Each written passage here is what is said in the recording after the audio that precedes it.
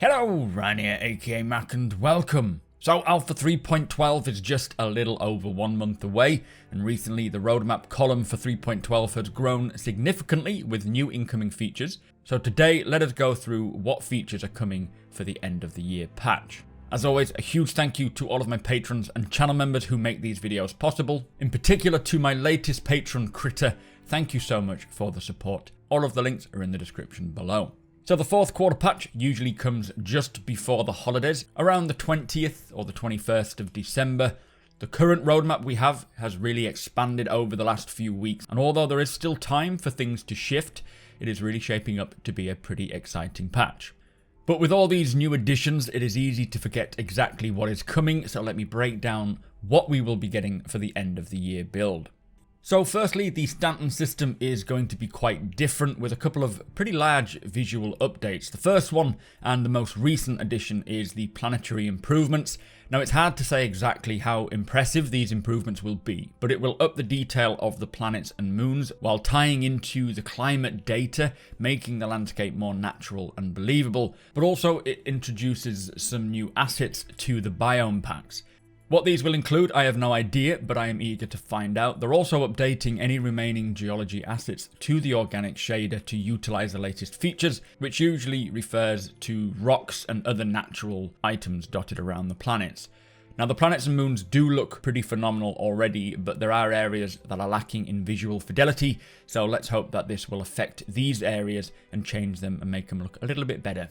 The second feature for locations that I think will drastically change the look and feel of Stanton are these new gas clouds. This has been a long time in the works, but now it is ready. Gas clouds will bring a much needed visual awe to the Stanton system. Imagine jumping into a location and seeing a gas cloud the size of a planet venturing in to get to the space station. This will make traveling around the verse so much more interesting, and I can't wait to see what the various clouds look and feel like.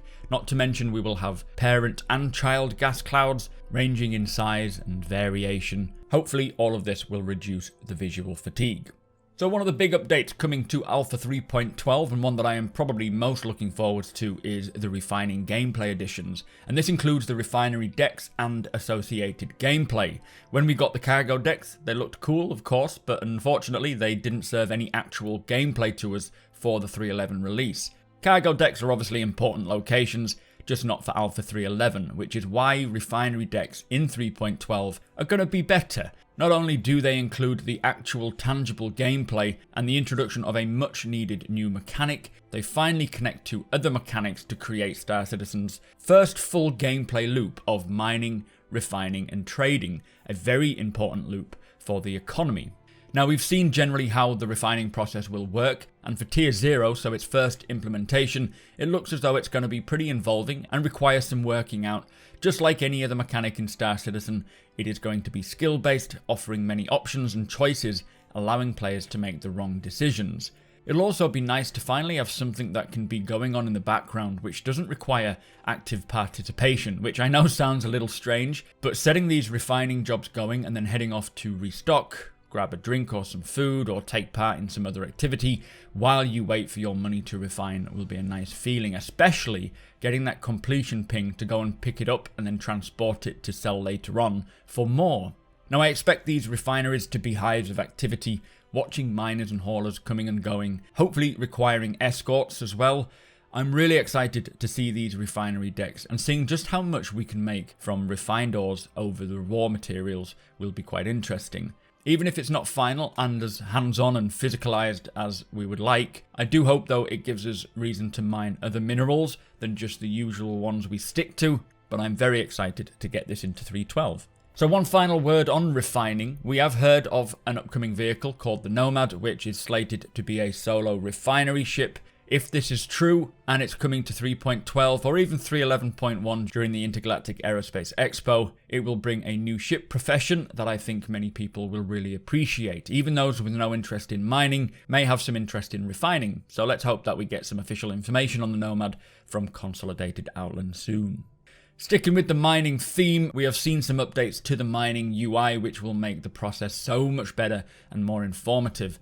This is a very welcome update as I am a miner myself and I'm going to appreciate it greatly, providing more information like what consumables you have, what is in your cargo hold, your flight details on screen while mining too, all very useful. So thank you CIG and thank you to Building Blocks for allowing it to be possible.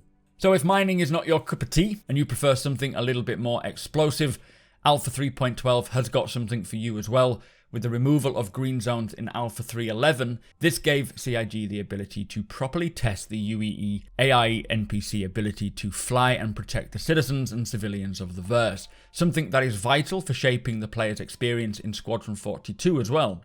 The Aegis Hammerhead is currently the largest ship in the UEE fleet that can spawn in and help defend these space stations until 3.12. Alpha 3.12 will introduce the UEE Navy's Idris as its last line of defense against any pirate scum causing anarchy. 3.12 will also introduce a whole slew of AI NPC improvements, from intercepting torpedoes, prioritizing targets and using the various fire modes available to them, capital ship flight maneuvers, and more natural and realistic behaviors that will flesh out the NPC's abilities much more. Now the PU is the ideal place for testing, balancing and polishing the AI, not only for the universe itself, but more importantly for CIG for Squadron 42, which is going to rely on AI for the whole game. Now I will thoroughly enjoy taking on the UEE Navy and seeing if we can work together to bring down this monster of a ship for science, of course, and the betterment of the game. So one huge feature which I was really excited to see that they've added to Alpha 3.12 was the first version of Reputation and Org services. So basically this means that as you take on jobs for mission givers, if you continue to complete them well, then you will earn better reputation with the particular mission giver and you will begin to open up more lucrative missions.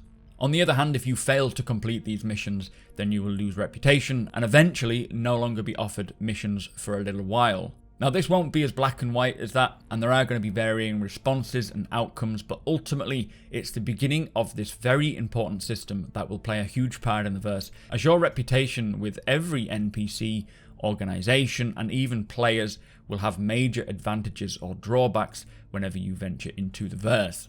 Now it does also mention that NPC organizations will be affected too, but it didn't go into any more detail. I'm assuming this is referring to the many already in-game companies that we can do work for, be that Redwind or Kovalex or Shuban, even Northrock Security and so on. As you complete or fail missions for these non-faced companies, it sounds like your options will change. It also mentions that the mission threads that have varying degrees of difficulty will unlock the next mission as they have been converted over to the new mission system. So I really hope that this will make these missions far more stable and consistent, as my biggest issue with them introducing reputations now, when there is so much instability when trying to complete these missions, is that sometimes, many times in fact, through no fault of your own, they can be uncompletable thanks to bugs or 30Ks, so hopefully CIG has taken steps to make them more stable. But also your reputation will persist from patch to patch, which is pretty awesome, as reputation will likely be just as valuable as, say, Laranite, I guess. So the multi-tool tractor beam is pretty exciting threefold. Firstly, it is a hand device that will allow players to physically interact and manipulate items in the verse, like cargo boxes, being able to move items around that would generally be too heavy to do by hand, which in 3.12 I am really hoping is including these 1 SEU cargo crates filled with smaller boxes, which we will talk about a little later on in this video. But secondly, for this device it is important, as it is how we will eventually interact with many items once they have become fully physicalized sometime next year, ship components for example. Now the third exciting feature of the multi-tool is how it will be the first edition of the ship tractor beam as well. The technology for how the tractor beam works, be that handheld or ship mounted, will likely be very similar if not identical, and once they have it working as intended handheld, expect the tech and devices to expand. For ships like the Cutlass, the Caterpillar, your medical ships for tractoring in people and escape pods, so many possibilities for this tech, and the Greycat multi-tool attachment is the starting point. Now we're also getting some updates to weaponry for Alpha 3.12. Firstly, 2 new weapons which include the Bearing LMG and the Gemini Sniper Rifle, both impressive looking weapons which I really look forward to trying out. But most importantly, weapon zeroing, the ability to sight a target downrange, take bullet drop into consideration, and perform a headshot. Now, this is only going to be tier 0, so do expect more improvements over time, but it is going to be fun firstly testing out these scopes and practicing long range shots, but also the fact that we will actually be able to see people at 1,000+ meters away, something that has been a little hit or miss in the last few patches. And yes, that was an intended pun. So one small feature which in time will grow and apply to everything is that in 3.12 we will need to individually purchase missiles and countermeasures. It will also mean that these items will increase in price and change insurance prices for ships and reclaiming ships, but this will actually directly affect combat in the verse, as players will likely be less likely to fire missiles constantly, as the replacement of them could be pretty costly. So choosing to only use them when necessary will be good practice if you don't want to waste your credits. It is only a small update, but it does carry some important elements to the backbone of the verse, which is its economy.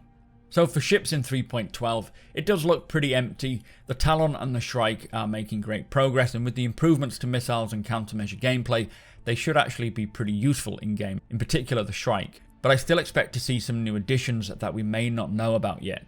The Nomad, most likely coming before 3.12. The Hercules, I really hope so. The Perseus, all three of these could be seen at the Intergalactic Aerospace Expo, but will they be released then, or will they wait till 3.12? Are there any other ships that CIG have been hiding up their sleeves for the end of the year release? The chances are quite high. Whether they are new or old ships is unknown, but I would love to hear what your thoughts are on what you think we would see ships and vehicle wise for Alpha 3.12.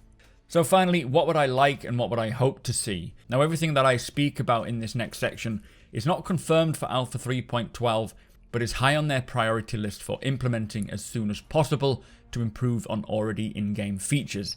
And so I'm really hoping that at the very least we will get one of these features, if not all of them.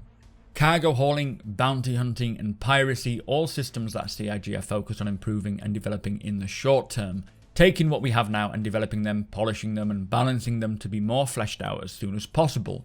For cargo hauling specifically, we have seen how they are creating new sensitive cargo types like timed, temperature, quantum, and damage sensitive cargoes that carry timers or particular transportation requirements while needing to be placed in a one standard cargo unit cage of some sorts.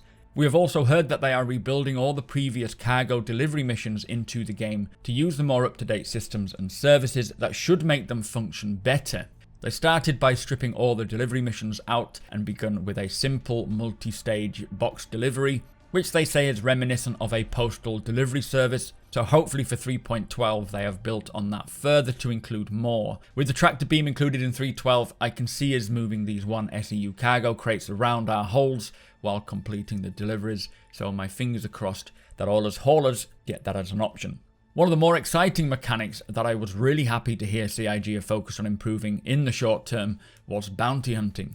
So creating a more cat and mouse system that requires hunters to actually hunt and track bounties and criminals feeling like they're on the run trying to evade capture. This is going to bring some very much needed functionality to that profession that should make it far more exciting and engaging. Removing the location marker from your target for one and using the communication systems around the verse to find their last known location, searching for clues and patterns in behaviour. The future of bounty hunting does sound really bright, and I hope that it all starts progressing with Alpha 3.12. So finally, last on my list is piracy. This is the final area of focus in the short term according to CIG.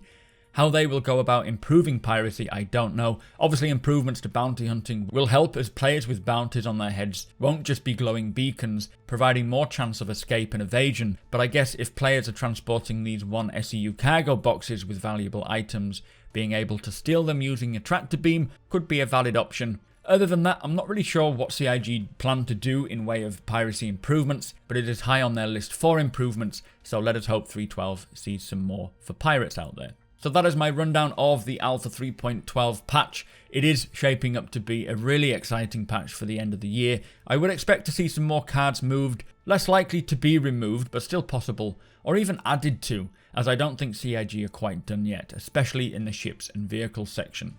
Do let me know what you are most excited for in Alpha 3.12, and if you do enjoy my videos, be sure to hit subscribe.